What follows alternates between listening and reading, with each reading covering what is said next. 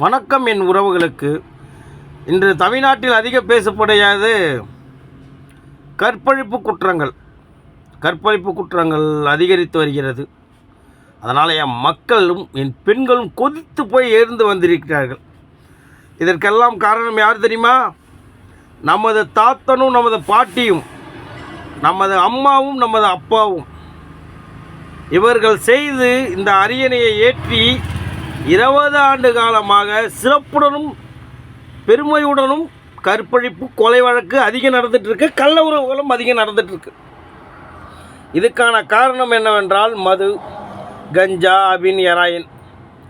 சரி, இந்த மாற்றத்தை உருவாக்கியவன் யார்? அரசியல் தலைவர்கள்.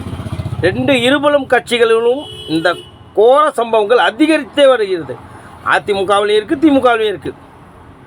ஆனால் மீண்டும் மீண்டும் நீங்கள் செய்யும் தவறு யாருக்கு சொல்லுங்கள்? அவங்களுக்கு வாக்களிக்கிறீங்க. இந்த பிரச்சனைக்கு கடுமையான சட்டம் ஏற்றப்பட மாட்டுது. ஏற்றுற சட்டங்கள் அச்சுறுத்தலாக இல்லை. அவனுக்கு பயம் வரலை. அப்போ என்ன பண்ணுறான்? அசால்ட்டாக ஒரு பெண்ணை தொட்டு கெடுத்துவிட முடியும் என்ற போதையில் இறங்கி அதை செய்கிறான். இந்த கேடு கட்டவனை என்ன பண்ணணும்னு தெரியுமா? ஆணுறுப்பை அறுத்துவிட்டு பெண்ணுறுப்பாக்கி ஆண்கள் சிறைச்சாலையில் கொண்டு போய் விட்டோம்னா அதோட வழி அவனுக்கு தெரியும். சரிங்களா? எனக்கு அதை விடுங்க, அதை விட மாற்று கருத்துன்னு வச்சுருங்க, என்னோட பதில். ஆனால் நம் செய்யும் தவறுகள் டிஎம்கே ஆட்சிலேயோ இதே நடக்குது, ஏடிஎம்கே ஆட்சிலேயோ அதே நடக்குது. ஆனால் மீண்டும் மீண்டும் செய்து ஓட்டிடுவதால் நம் பிள்ளைகளும் நம் மக்களும் பாதிக்கிறார்கள். பெண் பிள்ளை வச்சிருக்கும் அனைவருமே சிந்தியுங்கள். இவர்கள் நமக்கானவர்கள் அல்ல. பெண் பிள்ளைக்கு பாதுகாப்பான கட்சி இந்த இரு கட்சியுமே கிடையாது. அப்போ எந்த கட்சி தான் இருக்குதுன்னு என்ன கேட்டிங்கன்னா சொல்லுவேன், நாம் தமிழர் கட்சி இருக்குது.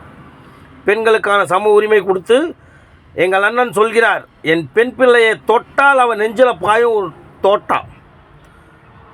அப்போ உயிர் பயம் ஒன்றே இவனை உணர்த்தும்ன்றார் இறைவன். நமக்கு ஒரு போராளியை களத்தில் இறக்கி இறைவன் காட்டுவார். இயற்கை, நீர்வளம், நிலவளம் அனைத்து உயிருக்கு பேசக்கூடிய ஒரு தூதனை காட்டுவார். ஆனால் நம் கண்ணுக்கு தெரியாது. ஏனென்றால் நாம் தான் பாவம் செய்பவர்கள் அல்லவா? கொடுக்கும் பணத்திற்காக தன் இனத்தையே காட்டி கொடுப்பதும்